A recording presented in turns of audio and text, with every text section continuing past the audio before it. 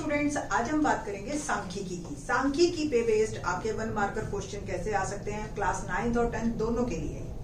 अध्ययन का वह क्षेत्र जिसमें आंकड़ों की प्रस्तुतिकरण, विश्लेषण तथा निर्वचन पर विचार किया जाता है उसे कहा जाता है, ए ऑप्शन इज राइट वन, सांख्यिकी। नंबर 2, अन्वेषक द्वारा स्वयं एकत्रित किए गए आंकड़ों को क्या कहा जाता है? गौण आंकड़े या प्राथमिक आंकड़े, द्वितीयक आंकड़े, माध्यक आंकड़े। ठीक है जी। तो ये प्राइमरी और सेकेंडरी, तो ये प्राथमिक है। अगर वो अपने आप करता है तो प्राथमिक, और अगर वो किसी और से करवा के उस पर विश्वास कर लेता है, सर्वे करवा लिया किसी और से, जैसे किसी स्टूडेंट को भेज दिया, ठीक है, तो वो जो है सेकेंडरी हो जाते हैं, यानी कि द्वितीय। तीसरा क्वेश्चन, दिए गए आंकड़ों के अधिकतम और न्यूनतम मानों के अंतर को आंकड़ों का क्या कहा जाता है?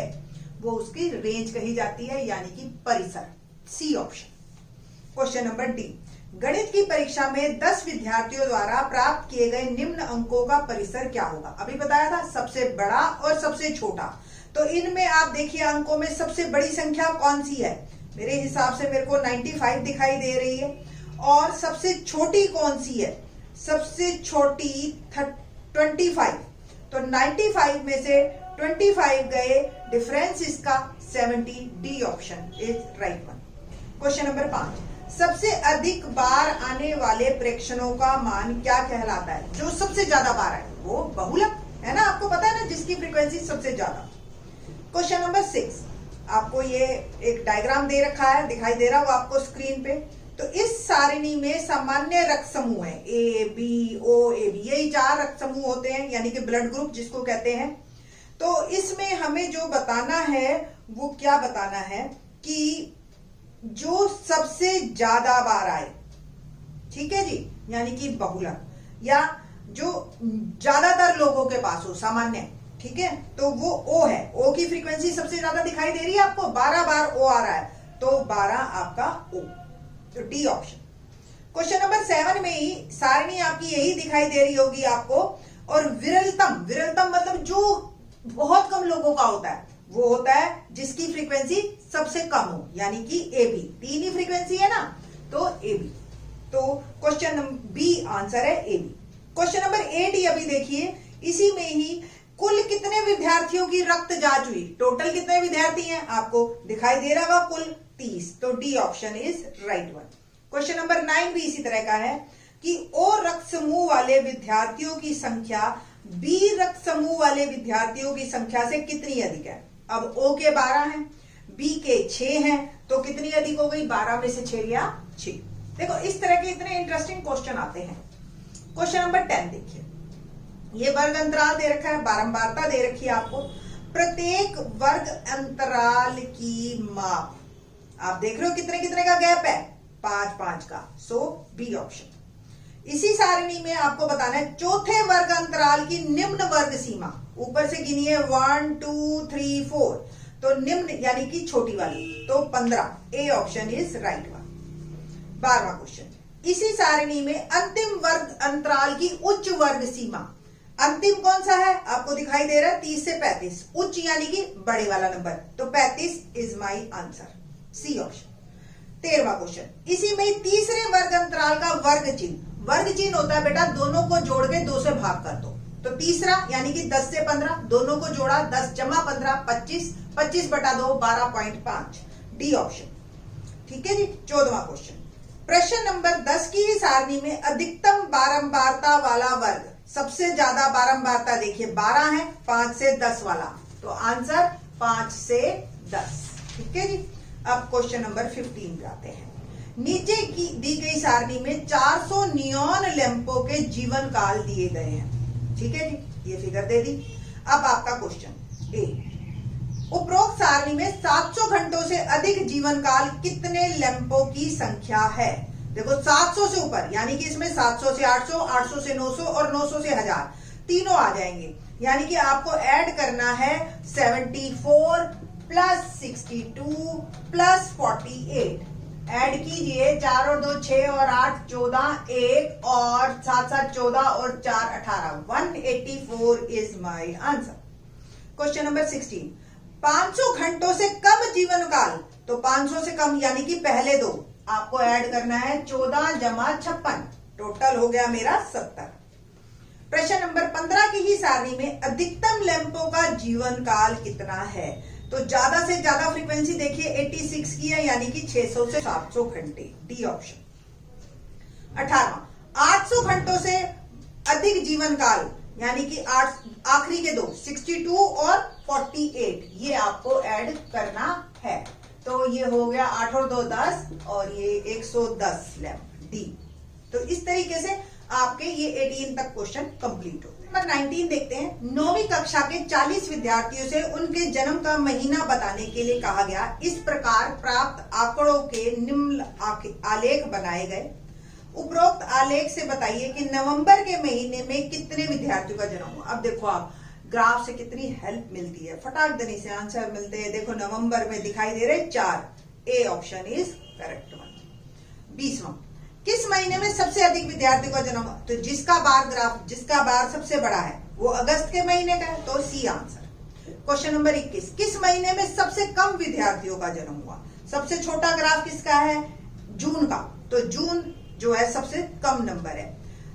क्वेश्चन नंबर 22, जनवरी से अप्रैल के बीच, अब जनवरी से अप्रैल के बीच के बच्चे आप गिन लो। जनवरी में 3, फरवरी में 4, मार्च में 2 और अप्रैल में 2, 4 3 7 और 2 9 और 2 11, ए ऑप्शन। क्वेश्चन नंबर 23, मई के महीने में कितने बच्चे हुए पैदा? 5 बच्चे, डी ऑप्शन। अक्टूबर से दिसंबर के बीच कितने विद्यार्थियों का जन्म हुआ?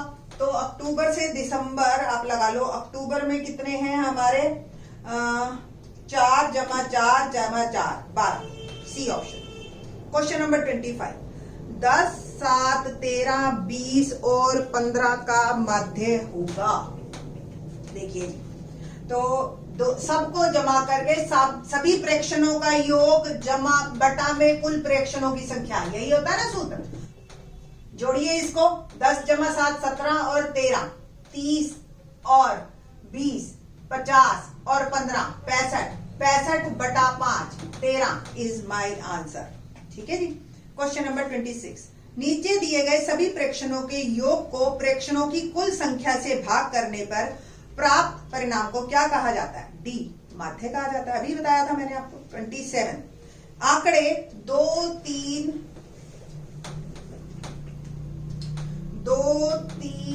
4 5 0 1 3 3 4 3, टोटल कितनी संख्याएं हैं उससे हमने भाग करना है, माध्य निकालना है। 2 3 5 4 9 5 14 14 15 15 18 21 25 28 और ये है 1 2 3 4 5 6 7 8 9 10 10, तो 28/10 2.8 इज माई आंसर। ये हो गया माध्य। प्रथम 5 प्राकृतिक संख्याओं का माध्य। अब पहले ये भी बताना चाहिए प्रथम 5 प्राकृतिक संख्याएं क्या हैं? 1 2 3 4 5, माध्य निकालना है तो 5 से ही भाग। 1 और 2 3 3 3 6 6 4 10 10 5 15 15 बटा 5, उत्तर मेरा 3। क्वेश्चन नंबर 29, निम्नलिखित आंकड़ों का माध्य क्या है? आंकड़े देखते हैं। 30 जमा 33 जमा 44 जमा 43 जमा 49 जमा 44 जमा 52 जमा 29 जमा 35 जमा 42 जमा 40, टोटल 1 2 3 4 5 6 7 8 9 10 11। ठीक है, जोड़ते हैं हम। देखो पीछे से आखिरी इकाई वाला अंक जोड़ेंगे। 4 3 7 3 10 9 19 4 23 2 25 9 34 34 35 9 और 41 1 4 4 4 8 4 12 12 3 15 2 17 5 22 और 4 26 4 30 34 38 41 44 by 11। 1 को 11 से डिवाइड करेंगे। 11 4 जा 44 और 1 बचा और नहीं जाता 0 डेसिमल 10 100 और 11 40.09, so 40 is my answer। ठीक, तो इस तरीके से 40 इसमें दे रखा है, तो 40 ही आप ले लीजिए। इसमें कहीं ना कोई मिस्टेक है, कोई एक जो है वर्ड गलत आ रहा है। क्वेश्चन नंबर 30, प्रथम 5 सम संख्याओं का माध्य। तो प्रथम 5 सम संख्याएं 2 से स्टार्ट करते हैं हम। 2 + 4 + 6 + 8 + 10 डिवाइड बाय 5। 6 6 12 और 8 20 और 30 by 5। 6 is my answer. Next, प्रथम 6 विषम संख्याओं का माध्य। तो 6 विषम संख्याएं शुरू की। 1 + 3 + 5 + 7 + 9 + 11 और ये आ गया 6। ठीक है जी। और ये जो है 1 + 3 4, 5 और 4 9, 9 और 7 16, 16 और 9 25, 25 और 11 36 बाय 6। तो 6 is my answer, D option. Question number 32, एक कक्षा के 9 विद्यार्थियों की लंबाइयां दे रखी हैं और माध्यक निकालना है। जब भी माध्यक निकाला हो हमेशा पहले असेंडिंग या डिसेंडिंग ऑर्डर में हम इसको लिखेंगे। तो सबसे पहले असेंडिंग ऑर्डर में हम लिखते हैं। तो सबसे छोटी संख्या मुझे जो दिखाई दे रही है 144, फिर 145, फिर 147, 148, 149, 150, 152 और 155 और 160। टोटल हमारे पास संख्याएं 3 3 6 9, 1 2 3 4 5 6 7 8 9। तो जब भी n अगर विषम हो तो क्या होता है माध्यक? n + 1/2, 9 + 1/2, 10/2। 5th पोजीशन पे जो भी होगा 1 2 3 4 5, 5th पोजीशन पे जो भी होगा वो मेरा आंसर। तो 149 is my answer. Question number 33, kabaddi की एक टीम द्वारा अनेक मैचों में प्राप्त किए गए अंक ये हैं और इनका हमें माध्यक निकालना है। फिर से वही, पहले इनको हम असेंडिंग ऑर्डर में करेंगे। तो जो मुझे संख्या दिखाई दे रही है वो 2 दिखाई दे रही है, फिर 5 8 7, तो 2 5 7 मुझे 2 तो दिखाई दे गए हैं और अगर इसके बाद दिखाई दिया तो और बता देंगे। 8 8 10, ठीक है जी। और फिर 10 भी 2 हैं।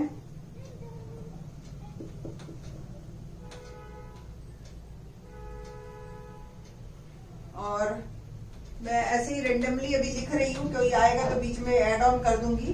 15 17 और उससे पहले है 14 और 24 48 27,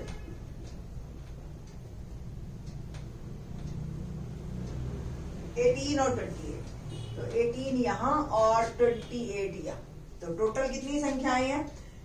3 3 6 3 9 12 15 16, 1 2 3 4 5 6 7 8 9 10 11 12 13 14 15 16। तो n अगर सम हो तो 2 संख्याएं हमें बीच में मिलती हैं, n/2 और n/2 + 1। तो 16/2 16/2 + 1, 8th और 9th पोजीशन। 1 2 3 4 5 6 7 8, 8 और 9th। 8th और 9th पोजीशन पे जो भी संख्याएं हैं आप उनको लेके ऐड करके 2 से डिवाइड करेंगे। तो आंसर मेरा आ गया 12। सो मेरा माध्यक हो गया 12। 34th क्वेश्चन, 20 विद्यार्थियों द्वारा 10 में से प्राप्त अंक ये है, बहुलक बता रहा है। तो जो संख्या ज्यादा बार आई है, तो आप देख रहे हैं 7 2 बार है, 9 4 बार है, 10 2 बार है, 4 भी 2 बार है, 5 भी 2 बार है। तो आई थिंक सो 9 4 बार है, तो 9 हमारा बहुलक, सी ऑप्शन। क्वेश्चन नंबर 35, निम्नलिखित आंकड़ों का बहुलक क्या होगा? बहुलक में आप देखिए 12 मुझे दिखाई दे रहा है 4 बार और कोई संख्या 4 बार नहीं है। So A option is correct one. 36, यदि प्रेक्षणों 9 13 18 15 P 17 का मध्य 15 है तो P का मान क्या है? तो सबसे पहले हम ऐड करते हैं 9 + 13 + 18 + 15 + P + 17। टोटल संख्याएं जो हैं मेरे पास 1 2 3 4 5 6 है और इसका माध्य है हमारे पास 15। तो P निकालना है। तो पहले ये इन पांचों संख्याओं को हम ऐड करेंगे। 13 और 9 22 और 18 40 और 15 55 और 17 72, है ना, प्लस p और 6 को हम उधर भेज देंगे क्रॉस मल्टीप्लिकेशन। 15 6 90, तो p आ गया 90 minus 72 18 is my answer. Question number 37 once again जो है माध्यक के लिए उन्होंने हमें असेंडिंग ऑर्डर में ऑलरेडी दे रखा है और संख्याएं मेरे पास है 3 संख्याएं है मेरे पास 3 3 6 3 9 3 12 और 15, तो विषम है यानी कि 15 प्लस 1 बाय 2। 8वीं पोजीशन पे जो भी संख्या होगी 1 2 3 4 5 6 7 8, 8वीं पोजीशन पे 52 है तो 52 मेरा माध्यक। तो ये था 37th क्वेश्चन।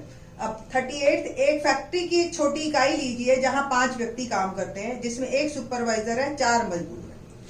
प्रत्येक मजदूर को 5,000 रुपए वेतन मिलता है, सुपरवाइजर को 15,000। तो माध्य बताइए। देखिए सुपरवाइजर एक है और 5,000 4 लोगों को मिलते हैं, 5,000 5,000 5,000 5,000 5,000। आप ऐसे ऐड कीजिए या इसको ऐसे कर लीजिए, ठीक है जी, इंटू 4 20 और 15 35, कुल मिला के 5 व्यक्ति है तो 7,000 हमारा माध्य आ गया।